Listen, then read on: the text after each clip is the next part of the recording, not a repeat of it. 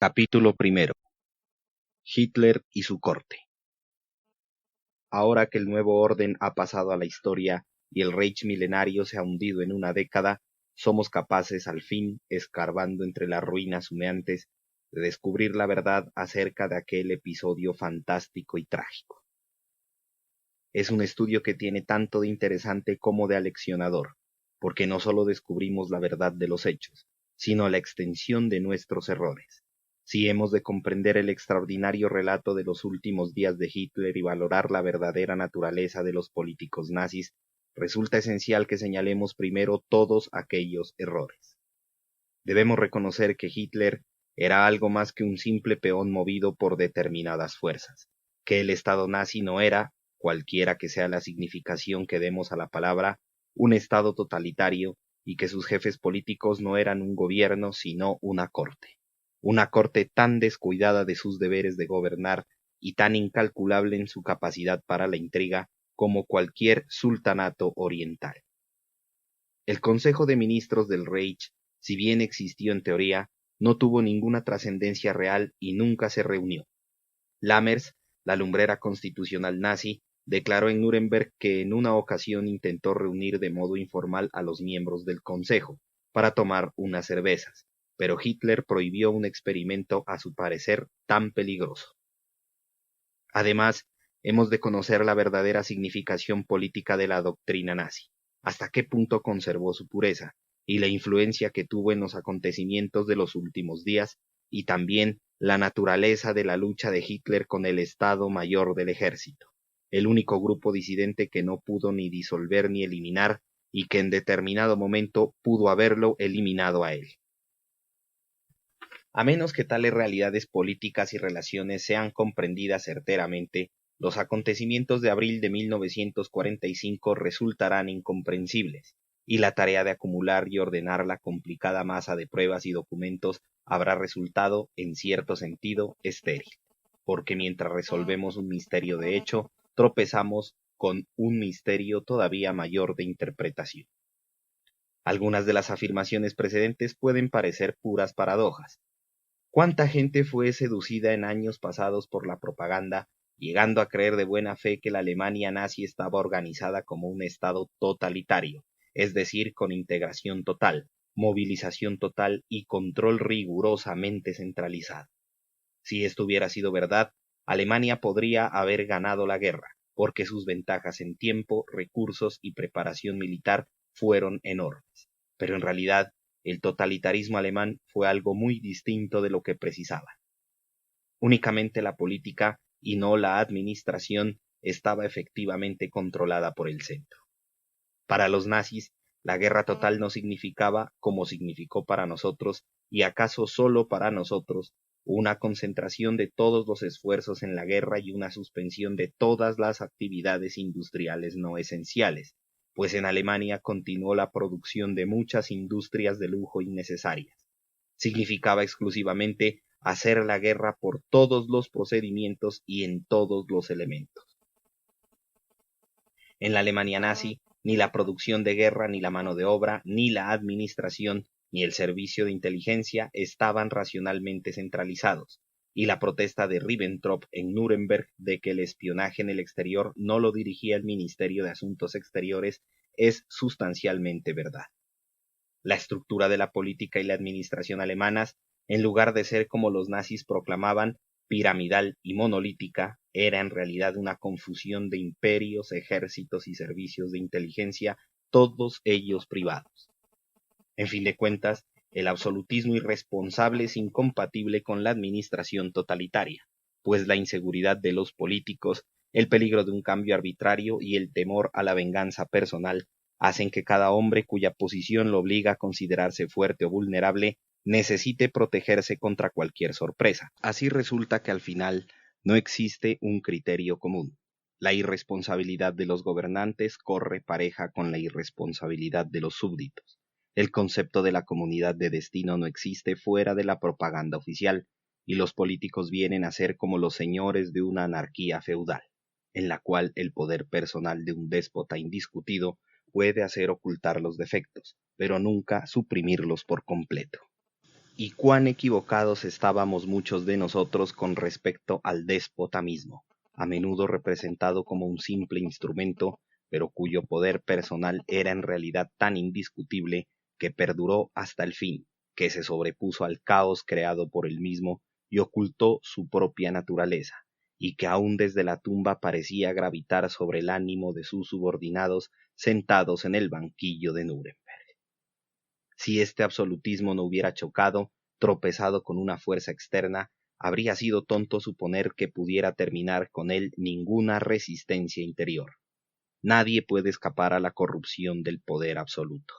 Las inhibiciones, las amonestaciones, las introspecciones que pueden influir en el ejercicio del poder cuando éste se encuentra limitado por la inseguridad o la competencia, desaparecen con tales límites, y en los últimos años de Hitler sería inútil buscar los gestos diplomáticos o las concesiones que marcaron sus primeros pasos, y mucho menos las reservas o humildades circunstanciales del Mein Kampf. Nota: algunos de los contrastes entre la teoría de Hitler, tal como la expuso en el Mein Kampf, y la forma en que actuó durante la guerra son señalados más adelante. Fin de nota. Tenemos además el nazismo en sí, la religión de la Revolución Germana, que reforzó e inspiró su temporal pero espectacular triunfo, y fue un elemento tan importante en su política como lo fuera el calvinismo en la vida europea de unos siglos atrás. Muchos escritores respetables han examinado con todo detenimiento este vasto sistema de bestialidad y majadería nórdicas, analizando sus componentes, descubriendo sus remotos orígenes, explicando su significación y señalando sus errores. Pero de todos los trabajos sobre tan disparatado tema, el mejor, el más revelador, el más valioso en mi opinión, no procede de ningún investigador concienzudo ni de cualquiera de las víctimas virtuosas del movimiento, sino porque el fracaso proporciona con frecuencia una mejor educación política que la habilidad para escribir o la virtud y entereza con que se soporta el sacrificio de un nazi decepcionado. Hermann Rauschning, un magnate de la Prusia Oriental, uno de aquellos militares aristocráticos que se unieron al movimiento en los primeros tiempos, esperando utilizarlo en la consecución de sus propios fines, contribuyó al triunfo, se vio defraudado en sus esperanzas de recompensa y contempló la ruina final de su clase en la purga de 1944. Más inteligente que sus compañeros, Rauschning se apartó pronto de un movimiento que no podía controlar ni detener y escribió 2 libros en los que expuso con terrible sinceridad la verdadera significación del movimiento nazi. No fueron muy puros los motivos que lo impulsaron ni a incorporarse ni a separarse del partido. No era ni demócrata, ni pacifista, ni mártir, si podemos entender y admitir tales condiciones como profesiones. La claridad intelectual con que se expresa no procede del sufrimiento, sino de la desilusión. Pero la verdad es independiente de los estímulos que provocaron su descubrimiento y de las condiciones que han regulado su expresión. Por lo tanto, decir que Rauschning no es mejor que cualquiera de los individuos de su clase no es realizar una crítica inteligente de sus libros. En esos libros ha demostrado, como ningún otro lo ha conseguido, el nihilismo esencial de la filosofía nazi. Este nihilismo, la expresión de la frustración ante el mundo actual, había inspirado el movimiento en sus primeros tiempos. Fue oscurecido en los años de poderío y esplendor por otros intereses más positivos, que vivieron parasitariamente sobre él. Pero en los últimos días, a los que se refiere este libro, cuando toda esperanza de beneficios personales se había esfumado, cuando todos los rivales fueron eliminados o escaparon, el partido, dueño de un indiscutido poder, ya no tenía nada positivo que ofrecer a sus seguidores y retornó al nihilismo como a su última filosofía. La voz que surgía de entre las ruinas de la ciudad de Berlín en el invierno de 1944 y la primavera de 1945 era la auténtica voz del nazismo, purgada de todas las desviaciones, libre de sus concesiones, dando la bienvenida a las consecuencias lógicas de su dilema primitivo: dominio mundial o aniquilamiento. En el invierno de 1944, la alternativa real del dilema había desaparecido, como sabía todo el mundo, excepto algunos fanáticos ciegos. Esa alternativa real se expresaba en términos generales como dominio mundial o grandeza histórica. Definida de una manera más concreta y precisa, quería decir tan solo una cosa: la conquista de Rusia, el exterminio de los eslavos y la colonización del Este. No era otro el verdadero mensaje que traía el nazismo, era el fondo mismo del Mein Kampf. Un poco oscurecido por planes en apariencia más vastos, aparece en las conversaciones de que nos informa Rauschning, y en el último mensaje escrito de Hitler, cuando ya los rusos estaban a las puertas de la Cancillería de Berlín, el postrer designio real que esboza ante su pueblo es todavía la conquista de los territorios del Este. Esta política de expansión hacia Oriente era la esencia del nazismo. Todos los demás designios esbozados, la conquista de Francia o de Inglaterra, por ejemplo, fueron subsecuentes o incidentales, complementarios, en fin de cuentas, del fundamental. La ofensa inferida por Francia a Alemania era su tradicional política de alianzas orientales, la cual le había permitido durante 3 siglos intervenir constantemente en la vida alemana. La ofensa de Inglaterra era su persistente negativa a conformarse con una supremacía marítima y su firme propósito de impedir el dominio de Europa por una sola potencia continental. Pero la ofensa de Rusia era la existencia de Rusia. Como las ofensas eran diferentes, también tenía que ser distinta la respuesta de Alemania a cada una de ellas, por lo menos hasta que Hitler, envenenado por sus triunfos, abandonó toda diplomacia e inteligencia. Francia tenía que dejar de ser una gran potencia, debía ser reducida a nación de segundo orden, y una vez conseguido esto podría sobrevivir como una Croacia occidental o una Eslovaquia independiente, incapaz de intervenir activamente en la política europea. Inglaterra tendría que contentarse con ser una potencia marítima. No era preciso hacerla descender a nación de segundo orden. Hitler estaba siempre dispuesto a garantizar el imperio británico, pero no debía volver a intervenir jamás en la política continental. Así, la política nazi, con respecto al occidente, aseguraría la libertad de Alemania para enfrentarse con el problema fundamental que estaba en el este. Para Rusia la solución no podía ser tan benévola. Como el crimen de Rusia era su existencia, el castigo tenía que ser su exterminio. La guerra en el occidente sería una guerra tradicional, una guerra de objetivos diplomáticos y fines limitados, en la cual era posible observar algunos restos de las convenciones internacionales. La guerra del Este era una cruzada, una guerra de ideologías, en la cual se olvidarían todas las convenciones. Es esencial que recordemos constantemente el básico significado antirruso del nazismo. Todos los conceptos generales de aquel terrible credo ocultan un objetivo antirruso. Racismo quiere decir la supremacía de los germanos sobre los eslavos, espacio vital y geopolítica, la conquista de su territorio, el gobierno de la raza superior, la esclavitud de las masas supervivientes. Las cruzadas exigen cruzados, y de nuevo es en la significación antirrusa del nazismo donde hallamos explicación al carácter de las SS, los más fanáticos y místicos misioneros del nuevo evangelio. Fueron ellos quienes predicaron el racismo y el espacio vital y practicaron el exterminio y la esclavitud de los habitantes de los territorios conquistados. Ellos quienes acentuaron el carácter de cruzada de la guerra, organizando millares de extranjeros en legiones antirrusas. Ellos llevaron el misticismo nórdico a extremos que el propio Hitler ridiculizaba, y ellos quienes al final pretendieron llevar adelante la cruzada del Este, incluso pagando un precio que Hitler rechazaba, la rendición en el oeste. No fue Hitler, sino Himmler, el sumo pontífice de las SS, quien expresó el evangelio nórdico en sus formas más ultrajantes, y lo expresó de una manera esencial con respecto a Rusia.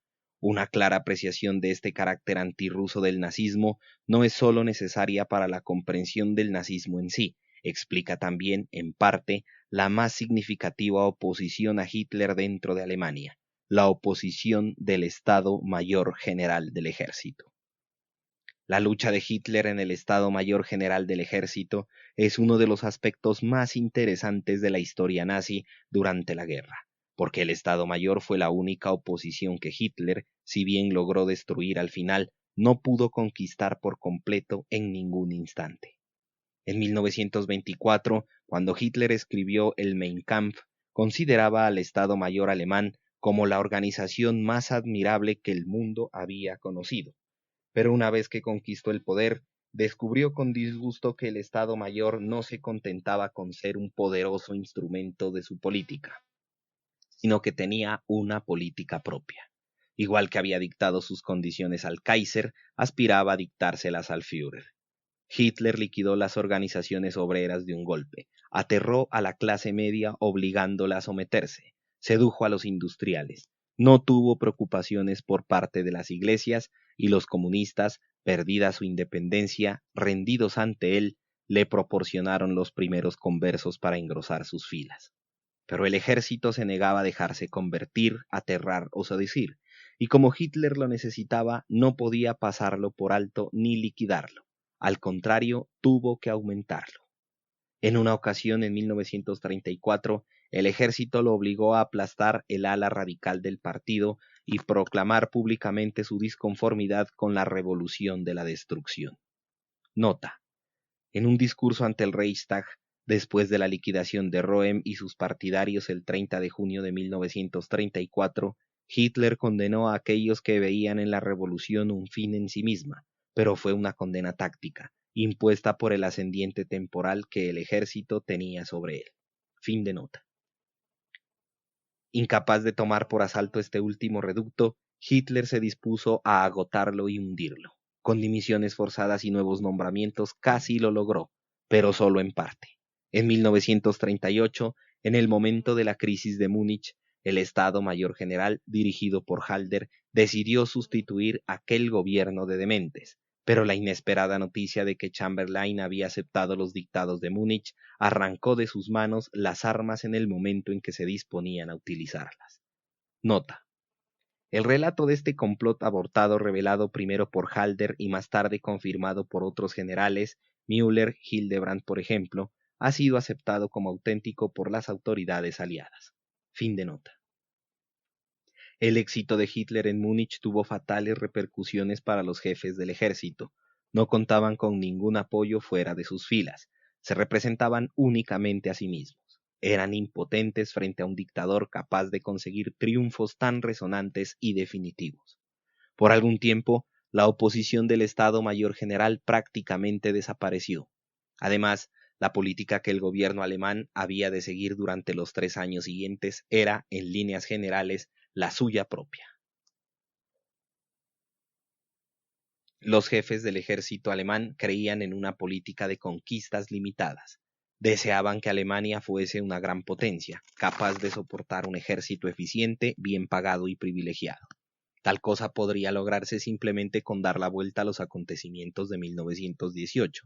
En realidad, bastaría con restablecer las condiciones de vida del antiguo imperio, en tanto que Hitler se limitase a ganar para ellos lo que necesitaban.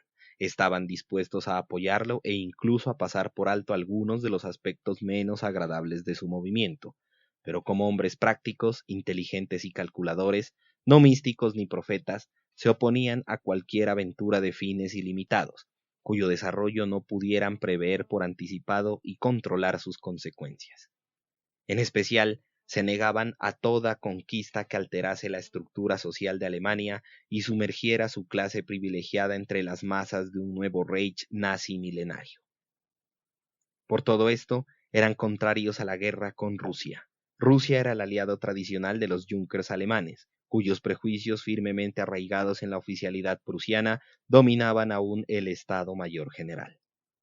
La revolución bolchevique no alteró esta alianza, porque eran hombres prácticos que se consideraban por encima de las meras concepciones ideológicas, y en realidad había sido un convenio con la Rusia bolchevique lo que les había permitido conservar una sombra del ejército en los días oscuros que siguieron a Versalles. El interés de los jefes del ejército alemán se daba por satisfecho con las conquistas de Polonia y Francia. En 1940 hubieran acogido con agrado un alto el fuego que les permitiera estabilizar las ganancias conseguidas. Desgraciadamente, lo que bastaba para satisfacerlos a ellos no hacía más que dar a Hitler una gran confianza en sí mismo y estimular su apetito. Las fronteras imperiales de Alemania le parecían una ambición demasiado mezquina. Lo que era un fin para los militares no pasaba de ser un medio para él. En junio de 1941, impulsado por el triunfo y envenenado por la propaganda que lo calificaba como el mayor genio estratégico de todos los tiempos, se lanzó a realizar el objetivo fundamental del movimiento nazi, la colonización del Este. Con el inicio de la campaña rusa en 1941, volvió la oposición del Estado Mayor General. Su última manifestación fue el complot del 20 de julio de 1944, pero había cruzado una larga serie de túneles, marchando durante un largo recorrido por debajo de tierra antes de que apareciera en la superficie de aquella manera repentina y espectacular. Al principio los generales se limitaron a aconsejar y protestar. Una guerra en Rusia iba contra sus intereses políticos, pero sus intereses políticos habían dejado de importar. Se habían lanzado en medio de la parda corriente nazi sin estar seguros de su dirección y ahora se veían arrastrados por el torrente. La lucha iba también contra sus conocimientos estratégicos. Tampoco estos importaban nada ahora, porque frente a ellos se alzaba un hombre que se creía el mayor genio militar de todos los tiempos y al que molestaban profundamente las sugerencias de los expertos, que pretendían saber más que él. Que Rusia pudiera resistir a los ejércitos alemanes se le antojaba una creencia ridícula. Afirmaba: no tenemos más que dar una patada en la puerta y se hundirá toda la casa. Cuando el jefe del Estado Mayor General presentó las cifras acerca de la producción rusa de tanques, Hitler montó en cólera y ordenó que el departamento técnico que había recopilado cifras tan derrotistas fuera suprimido. Nota: Halder, que fue testigo presencial, ha descrito la escena cuando Hitler, enfurecido, ya no era un ser racional, echaba espuma por la boca y me amenazaba con los puños. No era posible ninguna discusión razonable. El departamento disuelto era el OKW, Wirtschafts- und Rundungsstaff, dirigido por el general Thomas. Speer también describe el incidente. Fin de nota. Los militares tuvieron que inclinarse ante él, como lo había hecho la bourgeoisie, como todo el mundo, de acuerdo con la filosofía hitleriana. Tendría que inclinarse ante la superioridad de su voluntad. La aventura rusa comenzó. Es cierto que la casa no se derrumbó con la primera patada en la puerta, pero esto no tardó en ser explicado satisfactoriamente. Del mismo modo que Inglaterra aparentaba no haber sido derrotada, así Rusia estaba aparentemente en pie. Con propósitos prácticos, Hitler anunció en octubre de 1941 que la guerra estaba a punto de concluir. «Los rusos ya no existen», gritó a los generales que lo ponían en duda. Nota: esta frase, según Halder, fue repetida en infinidad de ocasiones por Hitler y la idea se convirtió en una monomanía para él. Fin de nota. Expresando de una manera más concreta su pensamiento, hubiera dicho que el oso ruso estaba muerto, pero se negaba a tumbarse. Para demostrar su confianza ordenó la disolución de 40 divisiones del ejército, la devolución de suficiente mano de obra a la industria y el cese de la producción de armamentos, sin dar cuenta de ello previamente al ejército. Sin embargo, los generales siguieron dudando. En noviembre de 1941, Hitler tomó personalmente el mando supremo del ejército alemán. 9 meses después, Halder, jefe del Estado Mayor del Ejército, por acuerdo de los más capacitados generales alemanes, el único continuador de la gran tradición militar de Moltke y Schlieffen, fue destituido.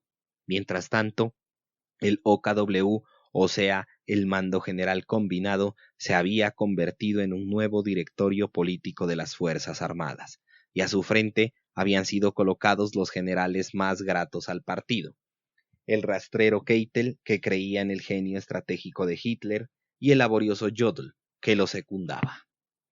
Nota: el OKW, Oberkommando der Wehrmacht, en sus orígenes un comité coordinador de las 3 ramas de las Fuerzas Armadas, fue gradualmente transformado por Hitler en un instrumento de control político, utilizado esencialmente para imponer su voluntad al OKH, o Estado Mayor del Ejército, el reducto más fuerte de la oposición militar.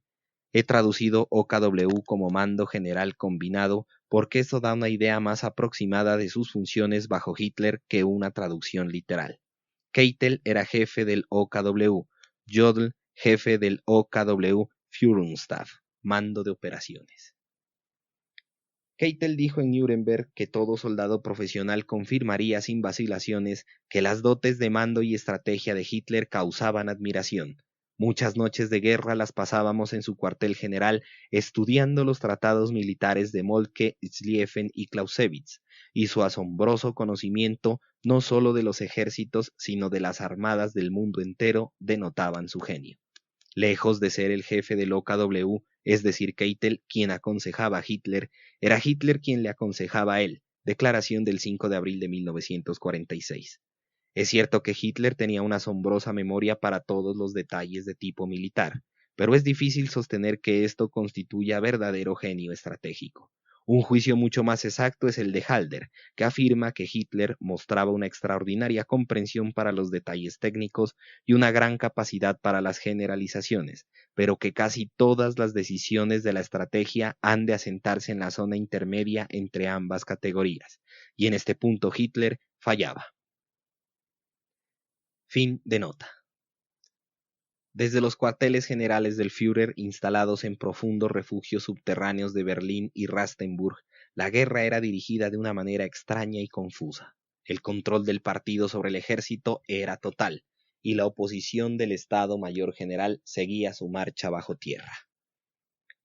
La existencia de una oposición seria a Hitler en el seno del Estado Mayor General entre 1941 y 1944 ha sido puesta en duda algunas veces. Hitler no cometió jamás el error de menospreciarla.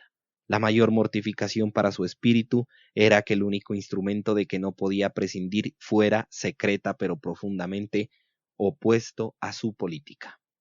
Así lo dijo con frecuencia. También declaró en más de una ocasión que en 1941 los generales habían perdido el control de sus nervios y que solo su voluntad de hierro, su genio estratégico, había salvado a los ejércitos alemanes en el primero y terrible invierno de guerra en Rusia.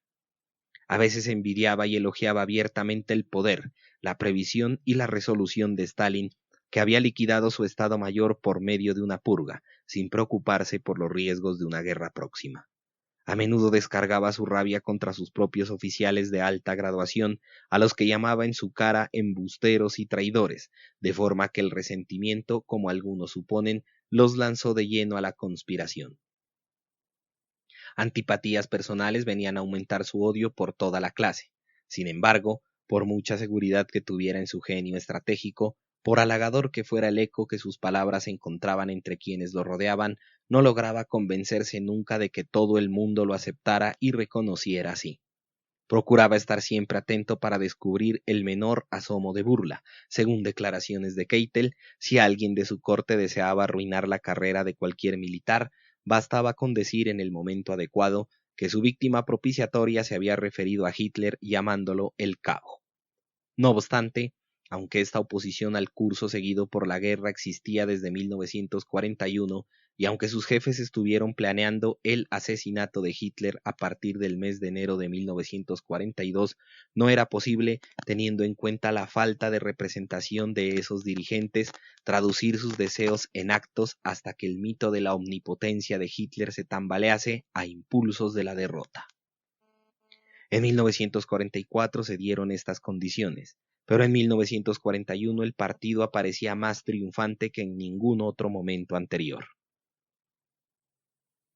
Si 1941 marca el triunfo del partido sobre el ejército, también marca un cambio apreciable dentro de la gobernación del país, la transformación del gobierno en una corte. El poder absoluto trae inevitablemente una corrupción general, y después de los triunfos de 1940 fue fácil advertir claros síntomas de descomposición en el carácter de todos los dirigentes nazis. Hubo asimismo grandes cambios del personal. El predominio de Hitler dentro del partido continuó, es cierto, sin experimentar la menor disminución hasta el fin, incluso en los últimos días, cuando se había desvanecido toda esperanza de premio o recompensa, cuando estaba en ruinas toda la maquinaria coercitiva que obligase a cumplir sus determinaciones, cuando había desaparecido toda ilusión de triunfo y todo sueño de gloria. Aquel carácter demoníaco por su propia personalidad y acaso también por la fuerza de la costumbre reinaba sin discusión sobre sus seguidores. Pero si Hitler moría, ¿quién podría conquistar su puesto entre los aduladores que lo rodeaban? El más inteligente y menos corrompido miembro de aquella corte, es decir, Speer, dice: las relaciones entre los diversos jefes supremos puede ser comprendida tan solo si interpretamos sus aspiraciones como una lucha por la sucesión de Adolf Hitler. La guerra de los diádocos se preparaba activamente entre bastidores. La guerra de los diádocos fue la lucha entre los sucesores de Alejandro Magno. Al principio de la sucesión se le otorgó, por un decreto de 1 de septiembre de 1939, a Goering, quien, aunque políticamente cobarde, era considerado todavía como un hombre capaz y un funcionario importante. No se olvidaba que era el jefe creador de la Luftwaffe, el iniciador del Plan de 4 años, jefe de la Hermann Göring Werk, inspirador de la Gestapo y de los campos de concentración. Un tipo resuelto que había asumido responsabilidades o derramado sangre en los momentos en que incluso Hitler vacilaba. Según el mismo decreto, después de Goering venía Rudolf Hess en la lista de los sucesores. Hess, hombre ingenuo, un poco chiflado, poco firme en sus determinaciones y absurdo en sus creencias. Pero en 1941 Hess había emprendido su vuelo a Escocia con su inconcebible misión y el problema de la sucesión tenía que ser examinado de nuevo. Albert Speer, que se encontraba en el chalet de Hitler en Obersalzberg en la fecha de la huida en avión de Hess, ha descrito cómo recibió el Führer la noticia del extravagante gesto de su subordinado. 2 de los ayudantes de Hess se presentaron en el chalet, anunciando que tenían una carta personal de Hess para Hitler. Uno de ellos penetró en su habitación, entregándole la carta. Desde el pasillo, Speer oyó la voz del Führer dando órdenes. Martin Bormann, infatigable acompañante de Hess, que ya empezaba a hacer sombra a su jefe inmediato, recibió orden de ponerse en comunicación telefónica con los sátrapas de la corte, Goebbels, Ribbentrop, Goering y Himmler, quienes habían de presentarse inmediatamente. Luego Hitler llamó a Udet, el as de la Luftwaffe, y le preguntó si Hess tenía posibilidades de llegar a Escocia volando en un biplano, solo y sin ninguna ayuda. La réplica del piloto de la Luftwaffe fue una negativa rotunda. Según los técnicos, Hess caería al mar mucho antes de llegar a su punto de destino. Animado por esta afirmación, hubo quien abogó por que fuese ocultado todo el asunto. Hess perecería y nadie tenía por qué saberlo, pero Hitler no estaba muy convencido. Despreciaba la opinión de los expertos, acaso porque conocía la habilidad de Hess como piloto, incluso en ocasiones lo había reprendido por su afición a tan peligroso deporte. Nota: una anécdota contada por Rausning tiene cierta dramática ironía. Hess acababa de triunfar en una competición aérea, y Hitler exclamó: debe abandonar estas cosas en el futuro, tiene otras tareas más importantes que hacer. Fin de nota. Antes de que los ingleses dieran la noticia y procurasen explotar el valor propagandístico del incidente, Hitler redactó un comunicado. Los 2 ayudantes de Hess fueron detenidos, y en 1945 continuaban en la cárcel, aunque, como observa el cáustico Speer, la costumbre de castigar a los portadores de malas noticias únicamente se conocía hasta entonces en determinados países asiáticos. Cuando Hess voló a Escocia, comenzaba a ser ya una figura borrosa en el entorno del Führer, en el cual iba siendo sustituido gradualmente por el tenaz Bormann. Este hombre topo, que parecía rehuir la luz del día y la publicidad, y que despreciaba los honores y las distinciones, era insaciable en su apetito por el poder efectivo. Por su constante presencia, llegó a hacerse indispensable a Hitler. Con sus hábiles insinuaciones logró triunfar en el último momento, apartando a todos sus rivales del trono de su señor. Son muy raras las fotografías de Bormann. Al principio, aunque consejero privado y administrador financiero de Hitler, era nominalmente dependiente de Hess, pero su trabajo le sirvió para introducirse en el círculo personal del Führer. Encargado de la construcción del chalet de Hitler en el Berghof y de la compra de cuadros para sus colecciones, pronto se situó entre los favoritos de la corte y no perdió tiempo en desembarazarse de sus antiguos aliados. Hitler, convencido de que había encontrado un hombre trabajador e inteligente, no pareció advertir, o por lo menos nunca criticó, la desmesurada ambición que impulsaba a su silencioso secretario, que por su parte procuraba disimularla cuanto le era posible. En 1941, Bormann, que ya ocupaba el puesto de secretario personal del Führer, casi había reemplazado a Hess dentro del círculo íntimo. Estaba allí de una manera permanente, en tanto que Hess aparecía cada vez con menos frecuencia. Cuando se produjo la huida de avión de Hess, Bormann fue candidato al cargo que quedaba vacante como jefe de la Cancillería del partido. Goering, viendo en él un rival peligroso y detestando personalmente a Bormann, aconsejó a Hitler en su contra, pero sin resultado. 15 días más tarde, al abrir su periódico matutino, vio que Bormann había sido designado para ocupar el puesto que abandonó Hess, pero todavía no podía aspirar al más relevante de sus cargos, al de ser el segundo en la lista de los posibles sucesores de Hitler. Un decreto de 29 de junio de 1941 citaba como heredero exclusivamente a Goering. Desde aquel instante, Goering se convirtió en el mayor enemigo de Bormann, su próxima posible víctima en la política bizantina de Berlín, Berchtesgaden y los cuarteles generales móviles del Führer. Sin embargo, aunque Goering aparentaba ocupar todavía la primera posición después de Hitler en el Estado nacionalsocialista, la realidad tenía pocos puntos de contacto con su expresión oficial. Desde 1941 en adelante, la corrupción del poder y las fastuosidades propias de la revista empezaron a oscurecer y más tarde a borrar por completo la un tiempo poderosa inteligencia de aquel formidable carácter, hasta que al final era considerado por todos como un hombre entregado a la voluptuosidad, como un perfumado Nerón tocando la cítara mientras Roma ardía. En 1941, Goering había logrado todo aquello con que pudiera soñar. Era gran visir, mariscal del Reich, enormemente rico y satisfecho por completo. La guerra, afirmaba, estaba ganada. No eran necesarios nuevos esfuerzos. Goering comenzó a sentirse a gusto rodeado de un coro de aduladores y descuidó sus tareas. La Luftwaffe fracasó, aparecieron los bombarderos enemigos, la industria alemana se hundió, pero Goering solo aparecía raramente por Berlín. Estaba en Karinhol, su inmenso palacio campestre del Skorpheid, ataviado, según afirmaba un testigo presencial, tan pronto como un marajá oriental, como con un deslumbrante uniforme azul llevando en la mano un bastón de oro puro y marfil con incrustaciones de pedrería, o vestido de seda blanca, igual que un dux veneciano, adornado con joyas, portando en su cabeza las astas simbólicas del ciervo de San Huberto, y una cruz esvástica de relucientes perlas entre la punta de los cuernos.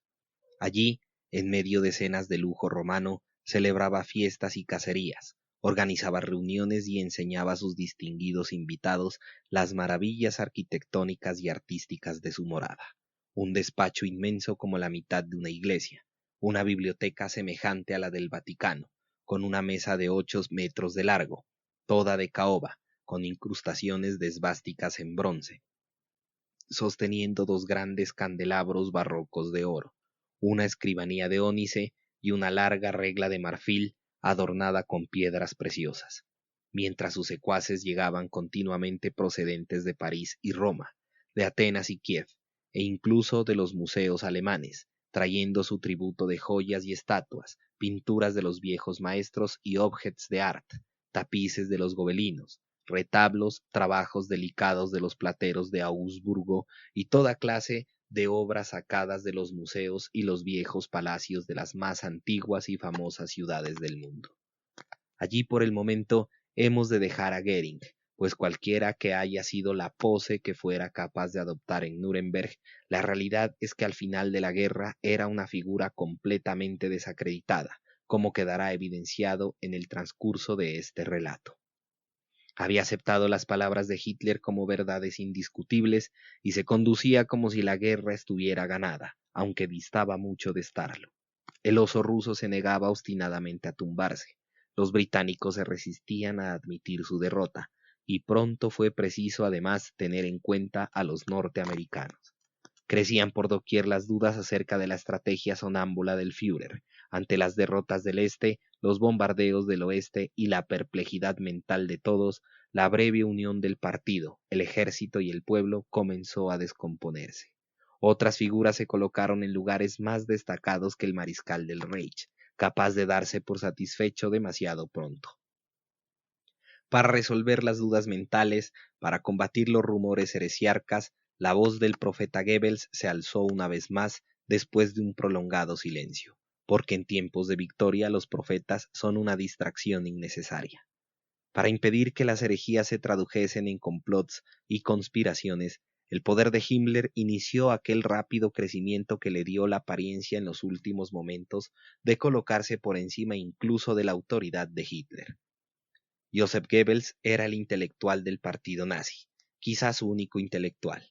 A diferencia de la mayoría de los jefes del partido, que procedían con monótona uniformidad de Sajonia, Baviera y Austria, era un alemán de Occidente, de la Renania latina, y fue esta agilidad latina de su cerebro y la habilidad poco germánica para argumentar los dones que hicieron de él un predicador mucho más eficaz que todos los ceñudos nacionalistas del sur.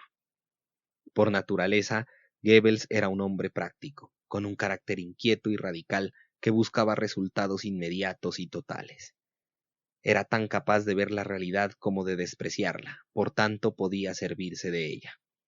Y dado que las ideas siempre eran para él moneda corriente y no artículos de valor, en todo momento podía probar lo que le interesaba.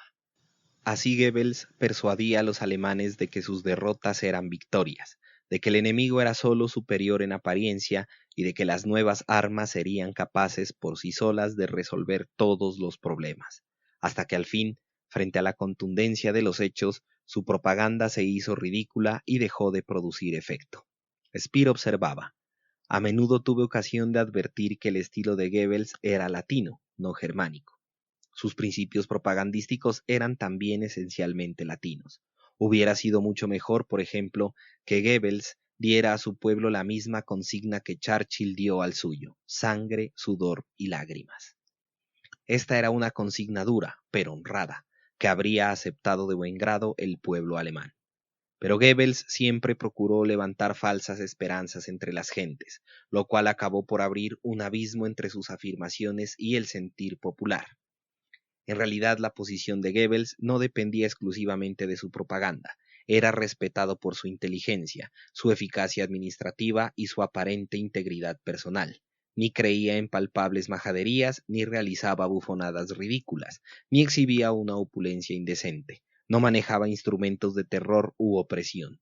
Además, era un radical que no solo predicaba la guerra total, sino también la total movilización, con la cual no podían estar conformes aquellos que, como Goering, tanto apreciaban su nivel de vida privilegiado.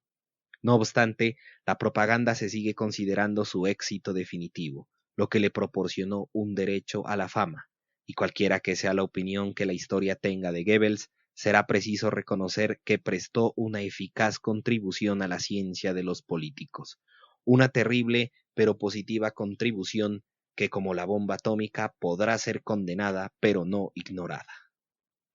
Goebbels creó un sistema de propaganda irónicamente titulado de ilustración pública, con el cual lograba hacer creer a la gente que lo negro era blanco. Desde luego, ni Hess, ni Bormann, ni Goering podrían presentar méritos semejantes a los suyos. Al otro lado de Hitler, la siniestra figura de Himmler aumentaba diariamente en importancia. En la imaginación popular, Himmler es una figura real y terrible, un ogro inhumano de sangre fría, consagrado a la tarea de exterminar a millones de prisioneros indefensos, empleando con ellos todos los refinamientos de la más sádica tortura.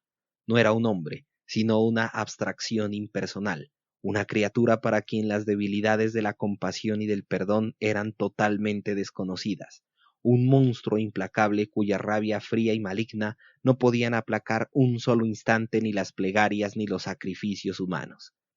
Himmler era, desde luego, implacable. Su poder parecía tan ilimitado como sus ansias de destrucción. Sin alterarse de la forma más desapasionada, ordenaba el exterminio de razas enteras, las matanzas de judíos y eslavos. No conocía la piedad, nada le horrorizaba. La idea de cientos de miles de hombres y mujeres asfixiados en las cámaras de gas, episodios que en ocasiones volvían locos a sus criminales ayudantes, el conocimiento de que las cámaras de tortura de Europa estaban llenas de víctimas suyas y de que a cada hora del día su nombre era execrado por los moribundos habitantes de todo un continente. Estas cosas, si es que pensaba en ellas, nunca interrumpieron la regularidad de sus comidas. Jamás alteraron la rutina de su trabajo. En ningún instante borraron de su rostro aquella expresión de fría complacencia. Sin embargo, Himmler no era un sádico. No había nada terrible o explosivo en su carácter. Su misma frialdad era un elemento negativo. No obedecía a seguridad en sus actos y dominio de sus nervios, sino a pobreza de sangre. No gozaba con la crueldad, le era totalmente indiferente. Los escrúpulos de los demás no le resultaban despreciables, sino incomprensibles. Pero si son animales o criminales, decía con ingenuo asombro, cuando embajadores extranjeros o incluso sus propios subordinados se asustaban en ocasiones ante algún holocausto demasiado salvaje. En aquel monstruo había muchas extrañas cualidades que bastan para presentárnoslo como un ser enigmático e inconcebible. Era extraordinariamente ignorante e ingenuo.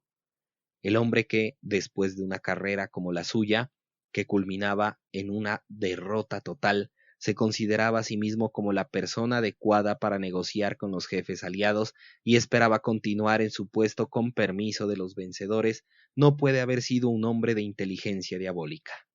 Fue también un individuo respetado y querido por sus subordinados, hombres desde luego de conciencia poco escrupulosa, pero acaso por ello más sujetos a todas las debilidades. Sus ayudantes y consejeros continuaron, incluso después de su muerte, guardándole una lealtad incondicional. Ni uno solo de los miembros de las SS conspiró contra él. Hasta el final fue su Reichsführer. Sus subordinados hablaban de él con afecto y cariño, llamándolo Reichsheini. ¿Brutalidad? Preguntarán sus inferiores formando un ingenuo coro, afirmando a renglón seguido que no había el menor signo de brutalidad en su carácter. La vacilación les parecerá, si acaso, su característica más destacada. Himmler mismo no llegó a comprender jamás la reputación que había conquistado. Al final desistió de intentar explicárselo. Se trataba, a su parecer, de alguna extraña debilidad de los extranjeros. Se dio por satisfecho, gastando algunas bromas irónicas acerca de todo ello en su círculo de amigos íntimos. Nota: el conde Bernadotte refiere algunas de dichas bromas en su libro The Fall of the Curtain, 1945. Fin de nota. Sin embargo, el carácter de Himmler no era tan misterioso como los hechos anteriormente consignados pudieran sugerir a las personas poco familiarizadas con la complejidad del cerebro humano. Es cierto que en un mundo civilizado hombres de esa clase son difícilmente tolerables, pero si volvemos la vista a las épocas confusas de la humanidad, a los períodos revolucionarios y de violentos cambios sociales, encontramos tipos semejantes. Es el gran inquisidor, el místico de la política, el hombre dispuesto a sacrificar a la humanidad entera por sus ideales abstractos. Los grandes inquisidores de la historia no fueron crueles ni egoístas, muchas veces eran dolorosamente concienzudos y de vivir austero. En ocasiones eran extremadamente compasivos como con los animales, como San Roberto Belarmino, que se negaba a sacudirse los piojos de sus ropas. Nota: en lo que ha sido calificado como uno de los más monstruosos documentos que se hayan redactado jamás, Himmler declaró: nosotros, los alemanes, que somos el único pueblo del mundo que adopta una actitud decente con respecto a los animales, también adoptaremos una actitud decente con respecto a estos animales humanos. Se refería a las mujeres checas y rusas. Pero sería un crimen contra nuestra sangre pretender ahorrar la suya o proporcionarles ideales de ninguna clase. Nuremberg, documento 1919 PS. Según Kersten, Himmler odiaba la caza, a la que calificaba de asesinato a sangre fría de animales inocentes e indefensos, y en cierta ocasión le dijo: ese condenado sabueso de Goering se dedica a matar animales. Imagine, Herr Kersten, a un pobre ciervo pastando tranquilamente cuando de repente aparece un cazador con su escopeta y dispara al pobre animal. ¿Encontraría placer en esto? Declaración de Kersten en el Rijksinstituut voor Oorlogsdocumentatie de Ámsterdam. En realidad, Goering rechazaría la acusación de crueldad, defendía la opinión ortodoxa de que los animales disfrutaban siendo cazados, y en nombre de ellos erigió un monumento a su propia persona en Karin Hall, como señal de agradecimiento de los animales del Reich a su protector. Fin de nota. Afirmaba que como no podían esperar ningún tipo de felicidad teológica, sería una falta de caridad negarles aquella satisfacción carnal, la única a que podían aspirar. Pero para aquellos hombres que pudiendo venerar correctamente elegían mal, ninguna medida era demasiado severa. Así reunieron y quemaron a los homosexuales, también prendieron fuego a los herejes y sus libros, y esos amables obispos se fueron a sus casas para cenar pescado blanco y verduras baratas, alimentar a sus gatos y canarios y meditar sobre los salmos penitenciales. Mientras, los capellanes se sentaban en sus estudios para escribir las biografías de sus superiores y explicar a la posteridad la vida de los santos, las prácticas y austeridades, el reparto de limosnas y la sencillez de esos pastores ejemplares, sabiendo, como dijo el cardenal Newman, que es preferible que toda la humanidad perezca en la mayor agonía antes de que se cometa el pecado más venial. Esta comparación acaso parezca caprichosa, pero la naturaleza es caprichosa al dibujar el cerebro humano, y las épocas de revolución exaltan a las más altas posiciones a hombres que en periodos de estabilidad pasarían inadvertidos en cárceles y monasterios. Himmler en sí era, como todo el mundo reconoce, un tipo insignificante, vulgar, pedante y despreciable. Amaba con avaricia el dinero y era incapaz de pensar, y sin embargo no podía sustraerse a su anhelo de profundas especulaciones intelectuales, de perderse en las trivialidades de la interpretación minuciosa de la pura doctrina nazi. Hitler mismo no era, en determinado sentido, un nazi puro, porque las teorías del nazismo, un gran sistema de majaderías teutónicas, en su mano no eran más que un arma política. En palabras de Speer, criticaba y ridiculizaba la ideología de las SS. Para Himmler, en cambio, era la verdad de la superioridad aria, y todo aquel que no la mantuviera pura e inmaculada perecería eternamente. Con tan cerrada pedantería analizó Himmler los detalles de esta estúpida teoría, que muchos han supuesto equivocadamente que fuera un antiguo maestro de escuela. A Speer le produjo la impresión de ser medio maestro y medio chiflado. Durante la guerra, mientras Goebbels pedía la movilización total, Himmler empleaba millares de hombres y millones de marcos en defensa de su monomanía religiosa.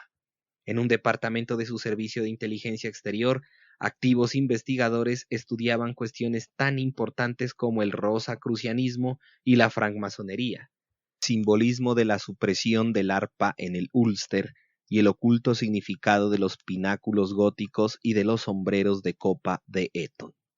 Nota: el departamento en cuestión era el RSHA, es decir, el Reichssicherheitsamt VII. Fin de nota. Los laboratorios científicos de las SS trabajaban sin resultado en un inútil intento por aislar la sangre aria pura.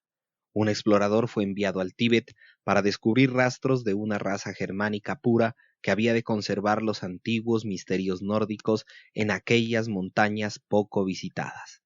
A través de toda Europa se realizaban excavaciones buscando reliquias de la auténtica cultura teutónica. Cuando el ejército alemán se disponía a evacuar precipitadamente Nápoles, la única petición de Himmler era que no olvidaran de llevarse la enorme lápida de Conradino, el último emperador de la familia Hohenstaufen, mientras los financieros opulentos, si deseaban formar parte del reducido círculo de amigos, tenían que comprar su admisión suscribiendo una cuota de hasta 1.000.000 de marcos al Ahnenerbe, una institución científica que llevaba a cabo costosas investigaciones en relación con los orígenes arios. Nota: el Freundeskreis des RFSS era un grupo de financieros místicos encabezados por un tal Wilhelm Kepler, que formaron un círculo selecto bajo dicho nombre. En Nuremberg, la magnífica colección de cráneos humanos reunidos en el Ahnenerbe fue objeto de una detallada descripción. Himmler celebró la guerra con Rusia, entre otras razones, porque le permitiría enriquecer su colección con ejemplares de cráneos de aquel tipo subhumano que denominaba comisario judeo-bolchevique, y dio instrucciones concretas para que los comisarios fueran asesinados sin dañar sus cráneos. Carta del Dr. Wolfgang Sievers, jefe de la Ahnenerbe, al secretario de Himmler, Brandt, leída en Nuremberg el 8 de agosto de 1943. Fin de nota. Incluso en abril de 1945, cuando todo el Reich se caía a pedazos, Himmler estaba proyectando la colonización de Ucrania por una nueva secta religiosa recomendada por su masajista, y en el curso de una conversación con el conde Bernadotte, de quien afirmaba que era el único hombre equilibrado que quedaba en Alemania, interrumpió las discusiones sobre la guerra y la paz para disertar durante una hora sobre las runas, los caracteres del alfabeto empleado por los antiguos escandinavos. Según declaraciones de Speer, los estudiaba con entusiasmo y fervor porque creía encontrar ligeras semejanzas entre ellos y los ideogramas japoneses, lo que serviría para probar que, después de todo, también los japoneses eran arios. Nota: era la secta llamada Bibelforscher, el equivalente alemán de los testigos de Jehová. Su destino más común era acabar recluidos en campos de concentración. Kersten, el masajista, intercedió por ellos, como hizo por muchas de las víctimas de Himmler, y éste respondió con esta fantástica idea. Declaraciones de Kersten y Schellenberg. Fin de nota. En un carácter de este tipo es difícil encontrar sutilezas intelectuales. Himmler era un creyente elemental. Su fanatismo no era fruto del temor y la debilidad, ni su vacilación consecuencia de la duda. La duda no podía herir la infantil serenidad de su credulidad cósmica.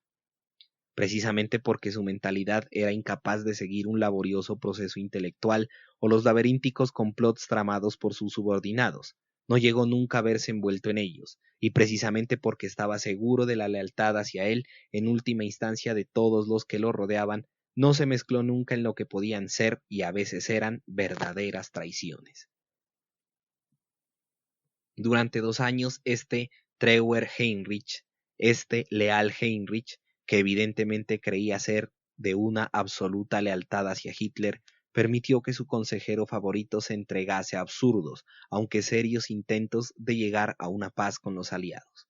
No es posible que ignorase en absoluto los planes para colocarlo en el puesto del Führer, pero nunca quiso ni condenar tales actividades ni aceptar la responsabilidad que implicaban.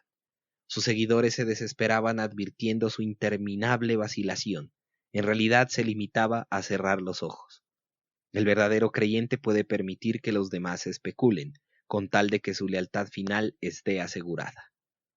Naturalmente, si Himmler solo hubiera sido un chiflado, habríamos oído hablar mucho menos de él.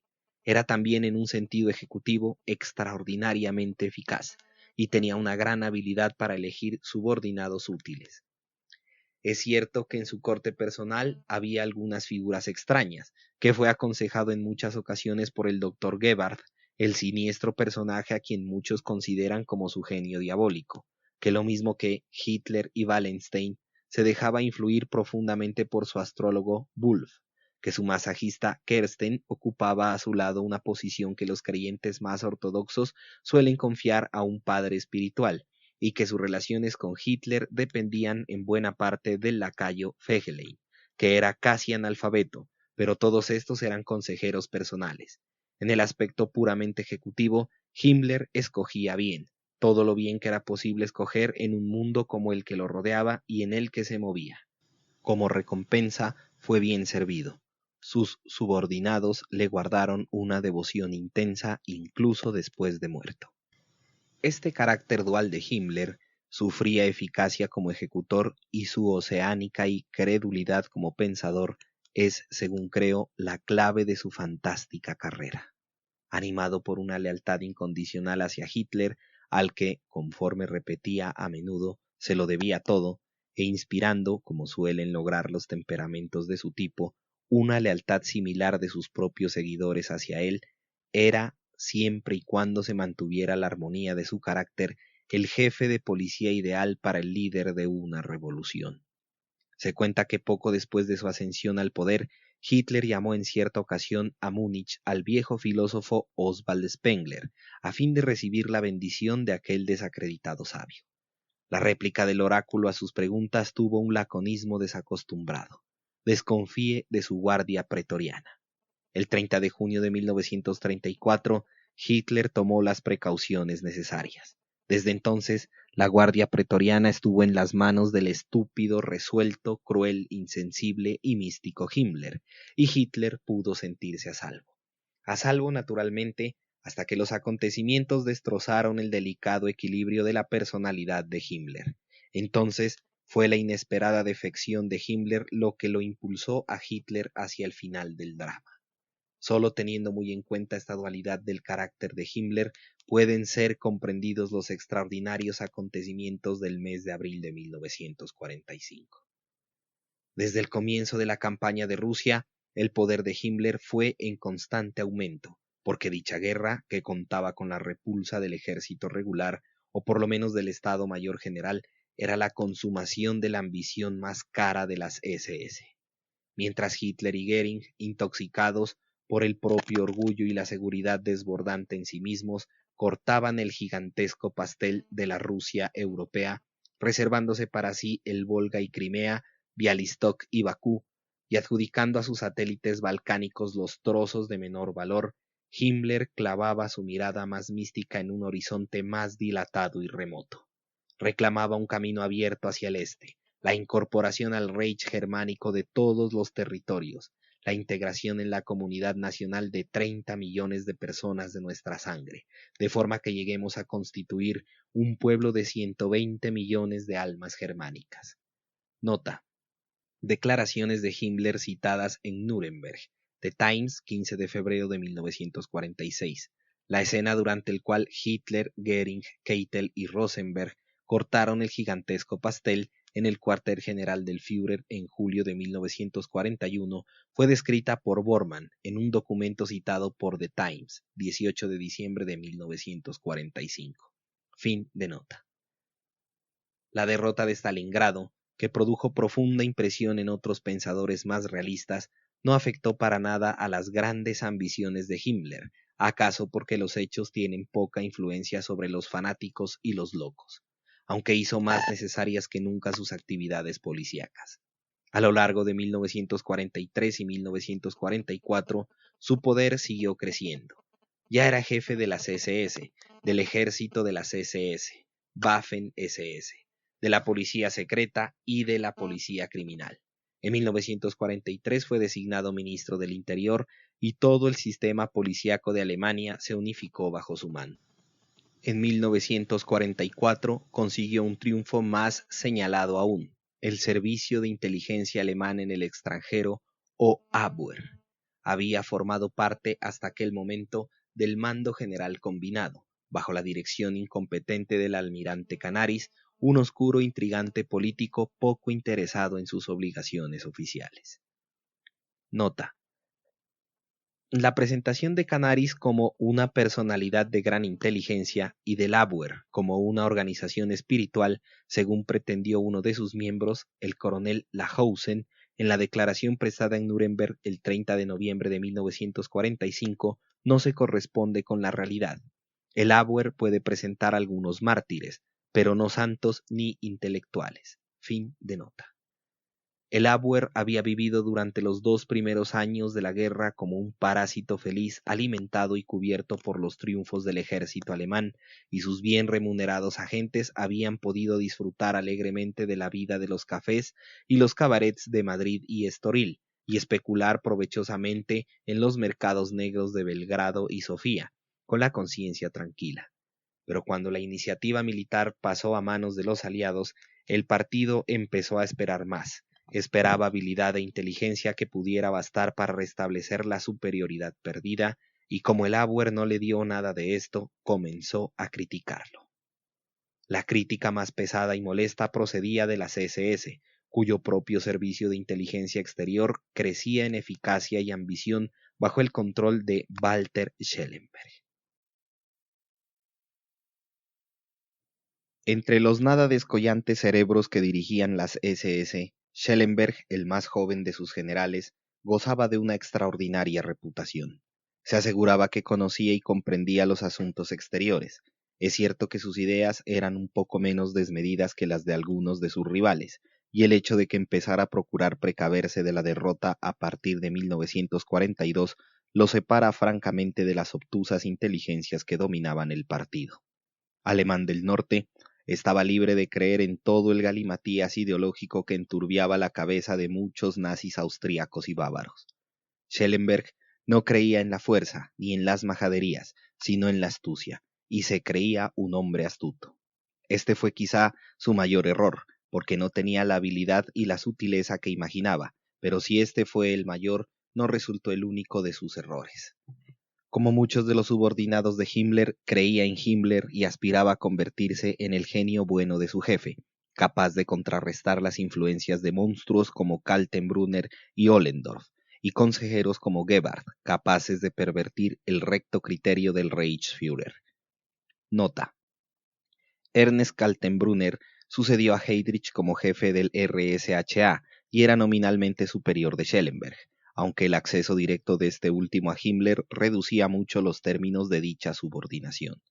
Otto Ollendorf era dirigente del RSHA Amt Tensero, llamado también SD o Sicherheitsdienst, y al mismo tiempo Staatssekretär del Ministerio de Economía del Reich.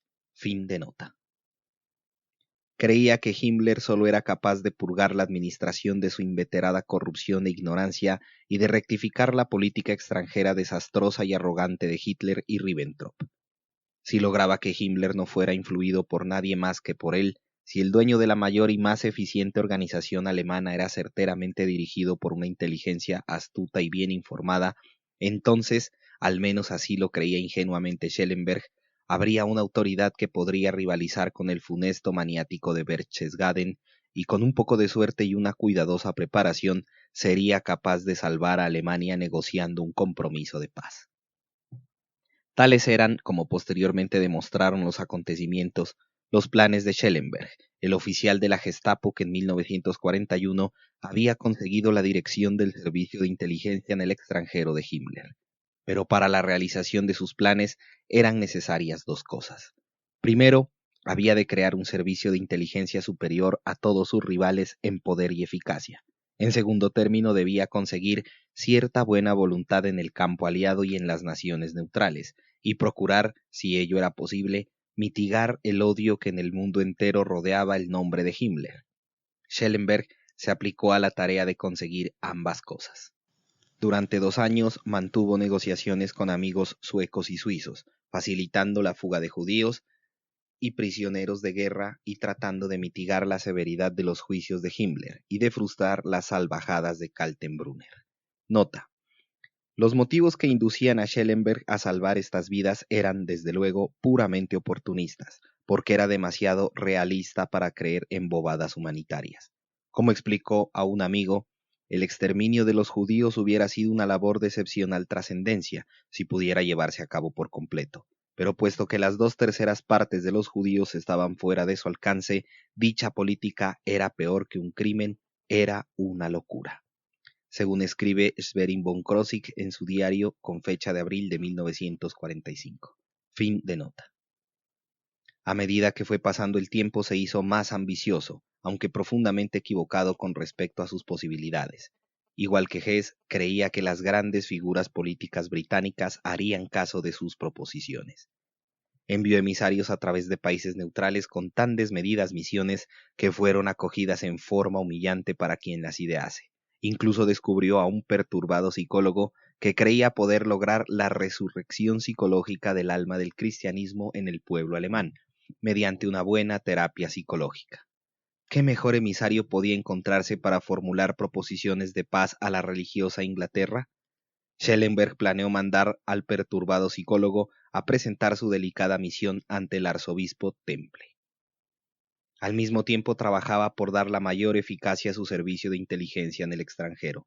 Como muchos alemanes, era un desesperado admirador del servicio de inteligencia británico, una organización de la cual conocía evidentemente muy poco, pero sobre cuyas actividades había leído mucho en la serie de relatos novelescos que llenaban la biblioteca de consulta de la Gestapo. En esos relatos había aprendido mucho acerca de la incansable maquinaria que, fundada por Eduardo III y perfeccionada por Oliver Cromwell, había proporcionado éxitos increíbles a la diplomacia y a la política británica. y que operando a través del YMCA, el movimiento de los Boy Scouts y otras organizaciones dependientes, derrocó monarquías, alteró gobiernos y asesinó a ministros poco gratos en todos los países del mundo. La creación de un servicio semejante en Alemania constituía el sueño ambicioso de Schellenberg. El primer paso hacia este ideal era la liquidación del servicio de inteligencia existente hasta este momento, el Abwehr, y esto lo consiguió al cabo de 2 años de disputas, durante los cuales explotó hábilmente todos los errores y todos los fracasos de sus rivales. El Abwehr se daba perfecta cuenta de la trampa que le preparaban, pero estaba prácticamente indefenso, podrido por la corrupción, claramente ineficaz, sospechoso políticamente, no podía hacer nada. Los espasmódicos esfuerzos de algunos oficiales del Estado Mayor para procurar reformarlo concluyeron en la desilusión y la resignación. Mientras el servicio de Schellenberg, si no era mucho más eficaz, gozaba de todas las ventajas del ataque. En febrero de 1944, demostrado su definitivo fracaso por toda una serie de repetidos errores, Canaris fue destituido. En mayo, Himmler se hizo cargo de todo. Los directores supervivientes del viejo servicio fueron reunidos en el Kursalon de Salzburgo y allí hubieron de enfrentarse con Himmler, que llevaba a su lado a Schellenberg. En un ampuloso discurso, Himmler trazó las líneas generales de su programa. El nombre Abwehr no era alemán, porque implicaba simplemente defensa. En su lugar iba a crear un servicio nuevo, agresivo, totalitario, puramente ario. Y luego, abandonando los tediosos detalles de la organización por las misteriosas generalidades tan gratas a su espíritu idealista, habló acaloradamente de los acontecimientos que iban a producirse. No había lugar para el derrotismo, afirmó. Pronto tendrían lugar importantes acontecimientos. El Führer se sentía más inspirado que nunca. Sus dotes de gran estadista, su destreza, su intuitiva sabiduría no habían producido aún la obra maestra. Deseaba que los envalentonados plutócratas de Occidente fueran lo suficientemente locos para lanzarse a la aventura de pretender invadir el continente. Serían rechazados, ahogándose en los mares de su propia sangre. Luego le llegaría su turno al este. En 1 año los rusos serían expulsados al otro lado del Volga, más allá de los Urales, hasta Asia, su bárbara morada, donde una muralla china construida por esclavos de raza eslava les impediría volver a salir jamás. Nota: Hitler consideró seriamente el proyecto de construir un muro en Oriente y habló de él a menudo, por ejemplo, en una carta a Mussolini del 25 de marzo de 1943. Véase Ulbricht von Hassel, Bomb under Deutschland, página 276. Fin de nota. 15 días más tarde, las potencias aliadas desembarcaban en Normandía. 2 meses después se produjo el acontecimiento político más espectacular desde 1934, el complot de los generales del 20 de julio de 1944, el cual probaba que los jefes del ejército alemán consideraban perdida la guerra y se disponían, al fin, a romper sus alianzas con el partido. Muchos detalles del complot de los generales son bien conocidos ya. Es imposible negar o desconocer su importancia. Después de muchos años, un pequeño sector del pueblo alemán se decidía a tomar la iniciativa. Soslayando, despreciando los titubeos y vacilaciones de otros conspiradores más timoratos, realizaron un esfuerzo positivo y resuelto para derrocar el régimen nazi y estuvieron a punto de triunfar. Aquel sector estaba integrado primordialmente por la aristocracia de la Prusia Oriental, y fue precisamente en la Prusia Oriental donde estalló el complot. Aquella aristocracia militar que dirigió antaño el ejército alemán y ahora solo controlaba el Estado Mayor General, hombres del mismo tipo que Rauschning, que como él habían creído que era posible aprovechar en beneficio propio el espíritu agresivo del pangermanismo, aceptando como aliados complacientes a los nazis y que pretendían atenuar las consecuencias de su error con aquel intento desesperado. Era demasiado tarde. Su error era irreparable ya. Como clase, los Junkers habían desaparecido para siempre. Pertenecían al pasado, exactamente igual que el mamut y el mastodonte. Nota: es preciso señalar que los hombres del complot del 20 de julio, Beck, Treschow, Olbricht, Stauffenberg y otros pocos oficiales del Estado Mayor constituían un grupo extremista entre los enemigos del gobierno nazi. y no estaban apoyados por otros numerosos grupos de cuya ineficaz oposición se ha hablado bastante. Si Stauffenberg hubiera tenido éxito al pretender matar a Hitler, los otros grupos habrían aceptado sin vacilaciones su dirección. El fracaso, aterrándolos y acentuando la hostilidad entre ellos, dio tiempo y oportunidad al gobierno para actuar con rapidez y acabar con todos. El castigo que cayó sobre ellos por igual les ha dado una apariencia de unidad de propósitos y política que nunca habían tenido. Así los grupos civiles de Goerdeler y von Trott, sus sols, aparecían separados del grupo militar, que a su vez estaba también subdividido. Rommel, por ejemplo, aunque de acuerdo con las finalidades del complot, parece haberse mostrado sinceramente indignado por los procedimientos de Stauffenberg. Fin de nota. Con todo, la conspiración estuvo bien planeada y anduvo muy cerca del triunfo.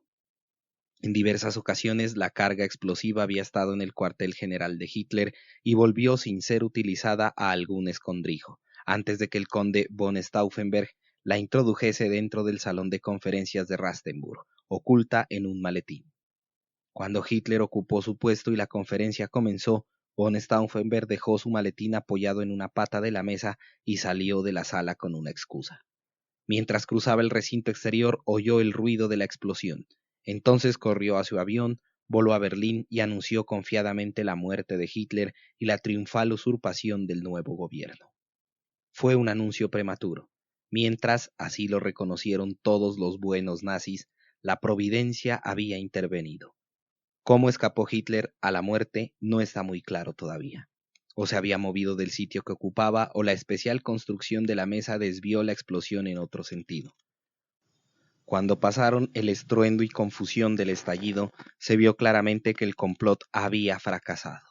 Hitler tenía los tímpanos rotos, el brazo derecho fracturado, su uniforme hecho jirones y había caído, aturdido, entre los brazos del siempre obsequioso y servicial Keitel.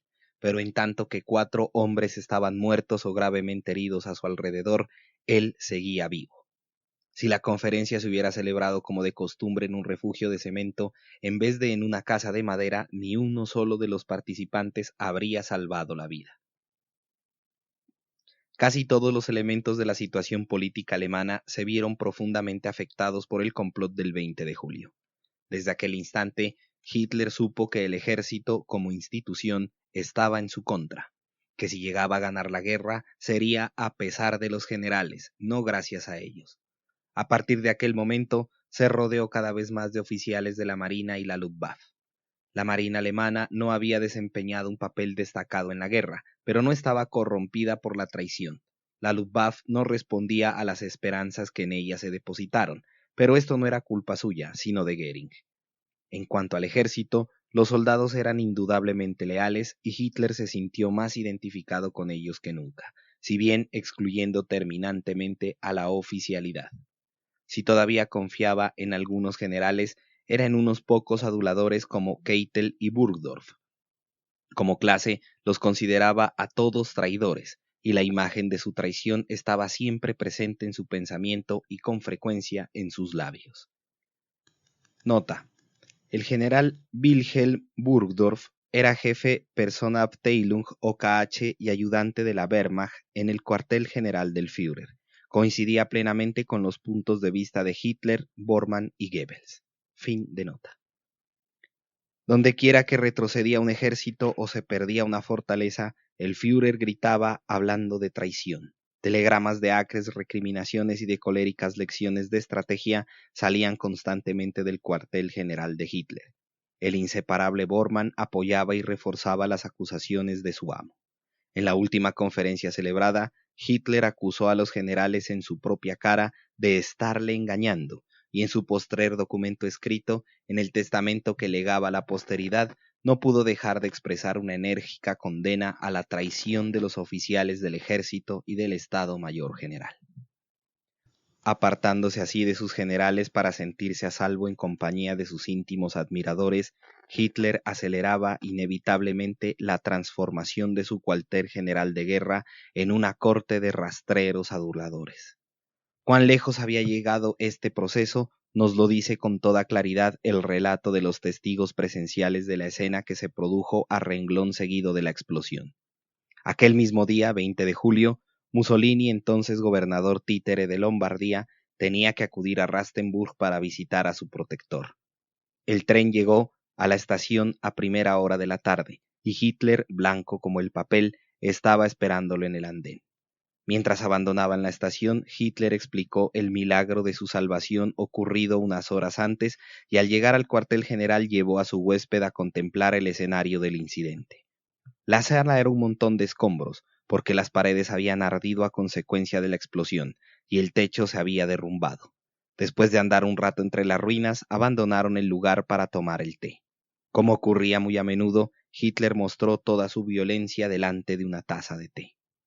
Eran las 5 cuando comenzaron a tomar el té, y la concurrencia reunida en el cuartel general del Führer hablaba naturalmente de la reciente y milagrosa salvación de Hitler. La charla no tardó en desviarse hacia una serie de acres y mutuas recriminaciones. Las voces empezaron a subir de tono y en los labios aparecieron palabras más duras a cada instante. Se acusaban unos a otros de que la guerra no hubiera sido ganada ya. Ribbentrop y Dönitz atacaban a los generales porque habían traicionado a Alemania en beneficio de Inglaterra, y los generales replicaban acusando a su vez a Ribbentrop y Dönitz. Durante todo este tiempo, Hitler y Mussolini permanecían silenciosos y reservados, como si fueran simples espectadores de la escena, en tanto que Graziani les contaba sus aventuras africanas. Repentinamente, alguien mencionó el otro famoso complot de la historia nazi, el complot de Röhm, el 30 de junio de 1934, y la sangrienta purga que le había seguido. Inmediatamente Hitler se levantó furioso, echando espuma por la boca y gritando que se vengaría de todos los traidores.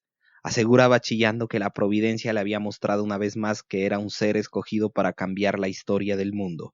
Voceó en forma salvaje anunciando terribles castigos, no solo para los hombres, sino para sus mujeres y sus hijos, todos los cuales irían a parar a campos de concentración. Ojo por ojo y diente por diente, serían exterminados implacablemente cuantos se atrevieran a levantarse contra el elegido de la divina providencia. Toda la corte guardó un profundo silencio mientras Hitler estuvo chillando durante más de media hora. Los visitantes debieron de pensar que se había vuelto loco. Yo no sé, dice uno de ellos, por qué no me pasé a los aliados allí mismo. Mussolini parecía azorado y no dijo nada. Graziani pretendió nerviosamente romper el profundo silencio que siguió a los gritos del Führer, iniciando una discusión técnica con Keitel. Y durante todo este tiempo, los camareros, impecablemente vestidos de blanco, circulaban con sus tazas de té entre los confusos invitados. La escena fue interrumpida por una llamada de Berlín, donde aún no se había restablecido el orden. Hitler cogió el teléfono y gritó dando órdenes de fusilar a todo el mundo inmediatamente. ¿Por qué no había llegado Himmler todavía? A continuación llegó la más asombrosa afirmación del megalómano Führer. Estoy empezando a dudar si el pueblo alemán es digno de mis grandes ideales. Aquellas palabras rompieron el pesado silencio que envolvía la reunión. Al instante todo el mundo comenzó a hablar, manifestando su lealtad personal. En términos grandilocuentes, Dönitz cantó las glorias de la marina alemana. Goering inició una riña violenta con Ribbentrop y lo amenazó con su bastón de mariscal. Por encima del tumulto se oyó la voz de Ribbentrop protestando. Soy todavía ministro de Asuntos Exteriores y mi nombre es von Ribbentrop. Únicamente Hitler estaba silencioso ahora. Se habían cambiado los papeles en aquella ópera cómica y la primadonna callaba, mientras el coro cantaba desafinadamente. El Führer tomó asiento en silencio, en la mano tenía un tubo de brillantes píldoras de colores que de vez en cuando se llevaba a la boca. Más adelante se sabrán más cosas respecto a dichas píldoras. Tan solo de vez en cuando, como un volcán todavía humeante, expresaba en una frase de odio salvaje la emoción que aún sentía, mezclando en sus palabras las alusiones a la providencia con la exigencia de sangre y la amenaza de los campos de concentración. Esta escena quizás sea un poco exagerada en la forma en que nos ha sido descrita por Eugene Dollmann, el alto mando de las SS y jefe de policía en Italia, que acompañaba a Mussolini, pero no resulta improbable. El poder absoluto corrompe todo cuanto toca, y tenemos tantos relatos sorprendentes de la vida en aquella corte que es difícil dudar de ciertas cosas, aunque sean tan asombrosas como estas.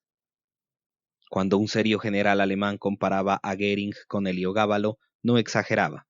En el absolutismo, la opulencia y la degeneración del Imperio Romano es donde mejor podemos establecer un paralelo con el Reich nazi. En las severas páginas de Gibbon hallamos referencias de personajes de aparente entereza, con una autoridad sin límites, que examinados de cerca resultaban ser juguetes en manos de concubinas y meretrices, de eunucos y libertos. Así vemos en torno al Führer a la élite del Reich milenario, integrada por una serie de payasos sanguinarios manejados por las más sorprendentes influencias. Hasta Mussolini se sentía molesto, pero Mussolini después de todo tenía, como Goebbels, una mentalidad latina, no podía encontrarse jamás a gusto entre aquellos ruidosos nivelungos. Por cierto que Goebbels no se hallaba presente en la reunión, estaba en Berlín, dando órdenes para reprimir la revuelta. El efecto del complot de los generales sobre la carrera de Himmler fue también decisivo, tanto en el sentido personal como en el político. Personalmente, el complot tuvo un efecto sorprendente: volver a Himmler hacia Dios. En abril de 1945, describía a un amigo esta conversión insigne diciéndole: «Se me considera generalmente como un irredimible pagano, pero en el fondo de mi corazón soy creyente. Creo en Dios y en la providencia. En el transcurso del último año he vuelto a creer también en los milagros. La salvación del Führer del 20 de julio fue un milagro, y un segundo milagro lo he conocido en mi propia vida esta misma primavera». Lo que Himmler consideraba milagroso era el repentino deshielo del Oder por el punto en el que él mandaba un grupo de ejército cuando los rusos se disponían a cruzar el río sobre el hielo.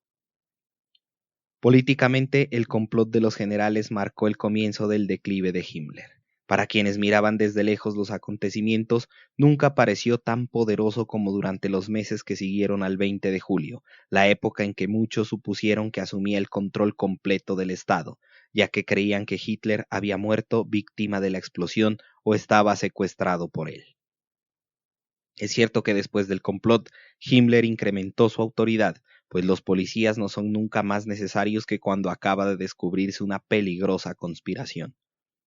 Uno de los primeros actos fue completar la victoria obtenida anteriormente sobre el servicio de inteligencia del ejército, algunos de cuyos antiguos jefes figuraban entre los conspiradores y habrían proporcionado la carga para el explosivo.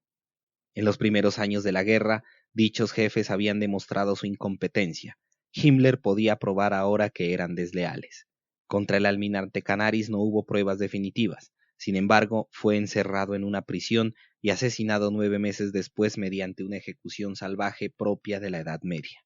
Fue estrangulado lentamente hasta morir en el campo de concentración de Flossenbürg, el 9 de abril de 1945. Su sucesor, el coronel Hansen, fue ejecutado. El general Freytag von Loringhoven, quien como jefe del departamento de sabotajes había proporcionado el explosivo, se suicidó para ahorrarse un final más doloroso. Su predecesor, el coronel Lahousen, y algunos otros escaparon milagrosamente para contar la historia en Nuremberg y mortificar a Goering con su supervivencia. Pero el antiguo servicio de inteligencia era simplemente un departamento del Estado Mayor del Ejército, y todo el Estado Mayor estaba implicado, o era sospechoso por lo menos, en la extensa conspiración. En la gran purga sangrienta que siguió al complot, una purga más drástica aún que la de 1934, más de 50 altos oficiales del Estado Mayor perecieron y otros varios centenares fueron destituidos de los puestos que ocupaban. El general Halder fue encerrado en un campo de concentración como sospechoso y durante 4 meses no vio la luz del día. Su predecesor, el general Beck, el líder reconocido de casi todos los grupos que participaron en la conspiración, fue obligado a quitarse la vida. A Seitzler, su sucesor, lo destituyeron.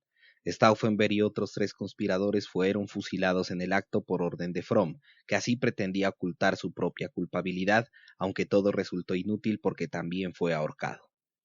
Stuelpnagel, comandante de los ejércitos de ocupación en Francia, que se había apresurado a obedecer las órdenes de los usurpadores, deteniendo a la Gestapo de París, trató de suicidarse en un bosque cerca de Verdún. Desgraciadamente, solo consiguió cegarse y fue ejecutado poco después. Kluge, comandante de la campaña, se mató. Witzleben fue ejecutado. También Feldgiebel, un general filósofo que siguió los más ilustres ejemplos y empleó las últimas horas de su vida en discutir con su ayudante acerca de la inmortalidad del alma. En cuanto a Rommel, durante algún tiempo el general predilecto de Hitler, cuyo prestigio había sido exagerado y que como ahora resultaba evidente, se dejó envanecer demasiado por los elogios. El Führer mandó a entrevistarse con él al general Burgdorf, su más asiduo adulador, llevando un revólver y una cápsula de veneno. Le dijeron que si se suicidaba sin escándalo no se daría publicidad a lo sucedido ni se tomarían represalias contra su familia. Y obedeció. Este relato de la muerte de Rommel ha sido facilitado por Jodl y Keitel y confirmado por otras diversas fuentes. Véase Hans Speidel, Invasión, 1944, Tubinga, 1949. Un general que murió poco después estaba a punto de recibir grandes honras fúnebres cuando se descubrió su complicidad. Inmediatamente se cambiaron las órdenes y fue arrojado a una fosa común. No es sorprendente que Hitler se recluyera en un aislamiento casi absoluto, tampoco que rehuyera la compañía de sus más competentes consejeros militares y escuchara únicamente a los pretenciosos aficionados de las SS. En realidad, no podría estar seguro en adelante de la fidelidad de ningún militar profesional. Es igualmente lógico que Himmler pareciera gozar en aquellos meses de un poder casi ilimitado. El mismo día del complot sucedió a Fromm como comandante en jefe del ejército de reserva. Poco después arrebató a las Fuerzas Armadas el control de todos los campos de prisioneros de guerra. Al poco tiempo, este antiguo sargento mayor estaba al frente de un grupo de ejércitos tratando en vano de contener a los rusos en el frente del Vístula. Sin embargo, pese a este aparente incremento de poder, Himmler había iniciado en realidad su declive. Aunque el atentado contra la vida de Hitler lo hizo momentáneamente más necesario que nunca, lo cerca que estuvo de triunfar el intento demostraba que también Himmler había fracasado. Después de todo, los generales casi lograron su propósito. Fue la providencia, como el propio Himmler reconocía, y no la policía, salvó la vida del Führer. Hubo incluso quienes sostuvieron que una conspiración tan extensa no podía haberse desarrollado durante mucho tiempo sin conocimiento de Himmler. Era algo increíble que, cuando menos, estaba contra todos los precedentes. Nota. En realidad parece poco probable que Himmler tuviera conocimiento previo del complot, si bien es seguro que algunos de los que le rodeaban, especialmente Schellenberg, lo conocían en líneas generales, y aunque Schellenberg se cuidó mucho de hablar del asunto a Himmler, éste tuvo sobrada oportunidad de saber que algunos de sus subordinados estaban coqueteando con la oposición. Otro de los subordinados de Himmler que aseguró haber conocido el complot fue Ollendorf. Fin de nota. Tales dudas fueron convenientemente explotadas por el paciente y obstinado Bormann. Este genio diabólico de Hitler, esta eminencia parda sentada en las sombras, como lo califica Sverin von Krosigk, el Mefistófeles de Hitler, según se lo conocía generalmente, estaba ahora conquistando una indiscutible supremacía como nunca se había conocido en el entorno inmediato de su amo. Hasta entonces, Hitler siempre había procurado, o al menos así lo parecía, no consentir que ninguno de sus ministros alcanzara una posición preeminente. En todo momento se complacía en enfrentar a unos ministros con otros, para poder dominarlos a todos con mayor facilidad. Pero ahora, Martin Bormann, que, como Holstein en los gobiernos del Kaiser, había comprendido desde el principio la importancia de aparecer como insignificante. Obtuvo el premio debido a su infinita paciencia, sin apartarse nunca del lado de su señor, haciendo una vida tan excéntrica como la suya, levantándose a mediodía y retirándose a descansar a las 4:30 o a las 5 de la mañana, controlando por entero la complicada maquinaria del partido, indispensable, infatigable y ubicuo, era en aquel momento el único guardián de los secretos de Hitler, el único canal a través del cual pasaban sus órdenes, el único camino para acercarse al Führer más inaccesible que nunca. Durante los años de la guerra había aprovechado todos los acontecimientos para ir fortaleciendo su autoridad. Los Gauleiters estaban subordinados exclusivamente a él. Había incrementado su subordinación y alterado su carácter. Los Gauleiters originales fueron antiguos trabajadores del partido que, habiéndose comportado con entusiasmo en los primeros tiempos de la lucha, se vieron recompensados en el momento del triunfo por estos cargos lucrativos y no demasiado laboriosos. Bormann había cambiado la situación. Uno por uno todos los viejos Gauleiters fueron desapareciendo y ahora ocupaban sus puestos otros hombres más jóvenes, más enérgicos, más fanáticos, que no se lo debían todo al impersonal partido de la época en que Bormann era un desconocido, sino al mismo Bormann. A lo largo de la guerra, la maquinaria del partido, al igual que las SS, había crecido considerablemente. Como las SS, se había apoderado de muchos servicios de las Fuerzas Armadas, especialmente en materias de administración, intendencia, fortificaciones y evacuación. Como las SS, se había hecho más fuerte, más indispensable con cada derrota de las armas germanas. Observadores que vigilaban el desarrollo paralelo de aquellas dos maquinarias gemelas se preguntaban qué ocurriría cuando entrasen en conflicto, cuando Himmler y Bormann, una vez absorbidas o conquistadas todas las posiciones intermedias, hubieran de encontrarse frente a frente al final. En 1943, en el instante mismo en que Himmler fue nombrado ministro del Interior, se produjo aquel esperado momento. Hasta entonces, las relaciones entre los dos hombres habían sido excelentes. En adelante surgirían constantes conflictos. Los más pequeños intentos por parte de Himmler para ejercer su autoridad fuera de las SS fueron abiertamente condenados por Bormann. En diversas provincias, varios altos mandos de las SS y jefes de policía que entendieron que las atribuciones conferidas a Himmler les permitirían desconocer la existencia de los Gauleiters, fueron llamados al orden. Nota: los delegados regionales de Himmler en Alemania y en los países ocupados eran los Führer SS und Polizeiführer. Fin de nota. Bormann informó inmediatamente de tales casos a Hitler, explotándolos para fortalecer su propia posición. Con gran sorpresa por nuestra parte, es Speer quien habla, no tardó mucho tiempo en lograr unas tablas ventajosas con Himmler como ministro del Interior. Nota: Goering ha hecho un relato semejante. Es preciso señalar que el conflicto entre Himmler y Bormann no era únicamente una cuestión de personalidades y jurisdicciones, también era un conflicto entre el partido y las SS. Los miembros de las SS, por su carácter más fanático, eran asimismo más desinteresados, en general, que los del partido, y sentían un odio profundo hacia la corrupción de los oficiales del partido. En esto se basaban muchos de los proyectos de las SS de sustituir a Hitler por Himmler. La misma oposición reconoció este hecho. Véase Hassel, Bohm an der Deutschland, página 178. Fin de nota. Tales son las ventajas de una posición cercana a la fuente del poder. Del mismo modo, tampoco fue remiso Bormann, después del complot del 20 de julio, en explotar los errores u omisiones cometidos por su rival, mientras Himmler creía ingenuamente que, puesto que Goering no gozaba ya de la simpatía del Führer, era el segundo heredero del trono y recibía cada nuevo nombramiento como una confirmación de dicha certidumbre. Bormann sabía que en realidad Himmler se estaba moviendo no hacia arriba y en dirección al centro del poder, sino hacia atrás y lejos de él.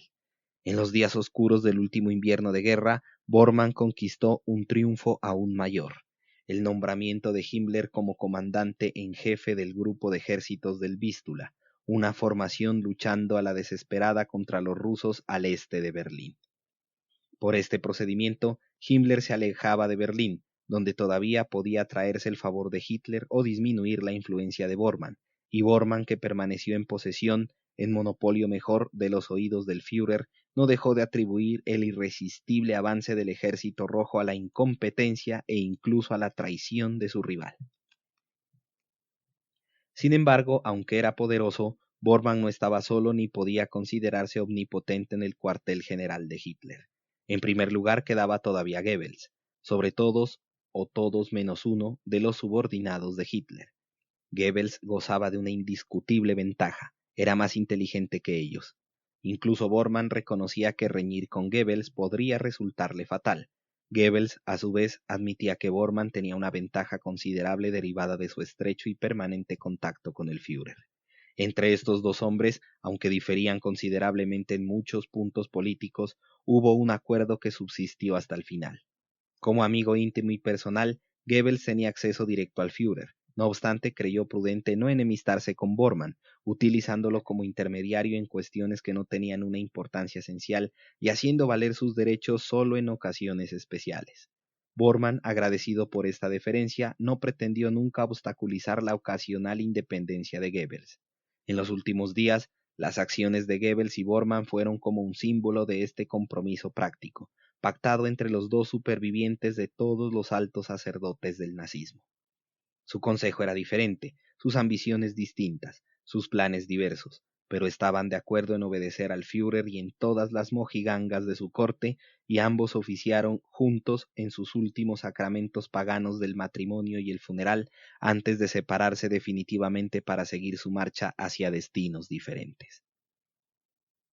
El segundo individuo cuya personalidad limitaba el imperio de Martin Bormann era el mismo Hitler. Los refugiados liberales, los teóricos marxistas e incluso los desesperanzados reaccionarios han sostenido con frecuencia, llegando a veces a creérselo, que Hitler no era más que un peón en una partida que no estaba jugando él, sino otros políticos o ciertas fuerzas ocultas y secretas.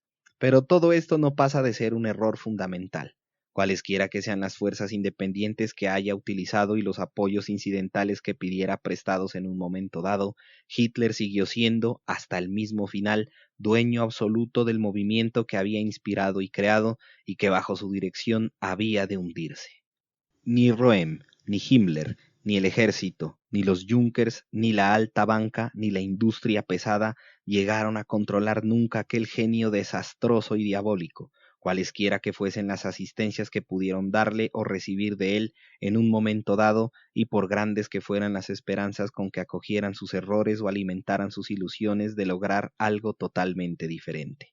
Y, desde luego, por mucha ascendencia que pudiera lograr sobre Goering, Hess y Himmler, Bormann no llegó jamás a controlar la incontrolable voluntad de Hitler, a cuyo favor debía el puesto que ocupaba. Su último consejo político, abandonar Berlín con rumbo a Obersalzberg en abril de 1945, fue rechazado. Su mayor deseo, conservar el poder tras la muerte de Hitler, insatisfecho. En 1939, cuando Sir Neville Henderson sugirió a Goering que podía utilizar su influencia para alterar la determinación de Hitler, Goering contestó que una vez que el Führer había resuelto una cosa, todos los demás no somos más que el polvo bajo sus pies. Era una verdad para Goering lo mismo que para Bormann, tan cierta en 1945 como en 1939. Podemos admitir, dice Speer, que Bormann había logrado controlar todos los asuntos internos, pero en cualquier momento Hitler, de haberlo deseado, pudo quitarle hasta el último resto de ese control. El Führer practicó siempre el viejo principio, divide y vencerás. Había diversos grupos políticos dispuestos a lanzarse unos contra otros. Unas pocas palabras displicentes de Hitler hubiesen bastado para que todos los enemigos de Bormann, apresuradamente unidos, le saltasen a la garganta. Si Bormann ejerció de hecho su poder hasta el final, no se debió a sus condiciones personales, sino al apoyo que le prestó el formidable dictador, cuya increíble voluntad de poder, cuya hipnótica influencia obligaba incluso a sus críticos a rendirle pleitesía y a obedecer. ¿Fue Hitler como fenómeno histórico un producto de los años posteriores a la Primera Guerra Mundial? ¿Fue una secuela del Tratado de Versalles, de la Revolución y de los acontecimientos que la siguieron? Esa serie de sucesos tenían por fuerza que determinar una figura exacta, la del Führer. Así reflexionaba Albert Speer en la tranquilidad filosófica de la fortaleza granítica en la que estuvo encerrado. Pero al buscar respuestas a todas estas preguntas, se veía obligado a revisar el carácter del hombre a quien consideraba responsable del hundimiento de Alemania, y al revisar su carácter tenía que reconocer que Hitler era algo más que todo aquello. Es cierto que sin dichos acontecimientos, Hitler no hubiera encontrado un suelo abonado para que sus prédicas crecieran con tanta rapidez y dieran tan extraordinario fruto, pero la entera y demoníaca personalidad de aquel hombre no puede ser explicada simplemente como producto de los acontecimientos mencionados. El ansia de protesta del pueblo alemán pudo encontrar su expresión en un político nacionalista de talla mediocre, pero Hitler es uno de esos inexplicables fenómenos históricos que se producen en muy raras ocasiones en la vida de la humanidad. Su sola persona determinó el destino de la nación. Él solo la colocó y la mantuvo en el camino que había de conducirla a tan desastroso final. La nación entera estaba hechizada por él, como pocas veces lo haya estado ningún pueblo en el transcurso de la historia. Esta concepción de Hitler como un ser excepcional que solo aparece una vez cada varios siglos como un fenómeno cósmico exento de las leyes ordinarias no era aceptada por todo el mundo dentro de Alemania. No era aceptada por los generales, aquellos hombres de cabeza dura, pensamiento frío, incapaces de arrebatos místicos, simples máquinas militares. Para ellos el Führer no era más que un individuo vulgar, con ciertas dotes de elocuencia que no bastaban en modo alguno para ganarle el calificativo de genio. Cuando trabajaba con él, dice el general Halder, uno de los más inteligentes de su clase, siempre lo miraba buscando síntomas de su genio. Procuraba pensar honrada, imparcialmente, sin dejarme cegar por la antipatía que despertaba en mí ese hombre. Pero nunca encontré nada genial en él, excepto su lado diabólico. Pero no faltó quien lo creyera sin vacilaciones, y en esa plena seguridad halló la mejor base para su triunfo. Este hombre escribió: a veces, con largos intervalos en el curso de la historia humana, se produce el sorprendente fenómeno de que el político práctico y el filósofo político coincidan en una misma persona. Cuanto más grande es la unión de uno y otro, con mayores dificultades habrá de enfrentarse, porque tal hombre no puede limitar su labor a satisfacer las demandas de cualquier filisteo. Busca objetivos más lejanos, más completos, más grandes, pero que precisamente por su grandeza sólo son comprensibles para unos pocos. Su vida y su obra se mueven oscilantes entre el odio y el amor de quienes lo rodean. La protesta de la generación actual que no lo comprende choca con la gratitud de la posteridad para quien realmente está trabajando. El autor de la descripción precedente es el mismo Hitler. Se trata de un autorretrato. Lo escribió en la cárcel mucho antes de conquistar el poder que ambicionaba. Su propia creencia en su mesiánica misión fue, quizás, la base más firme de su poderosa personalidad, que siguió influyendo en las gentes incluso después de que hubieron desaparecido las razones externas para su persistencia. La aceptación de este mito, hasta por el inteligente Speer, es la mejor prueba de su poder.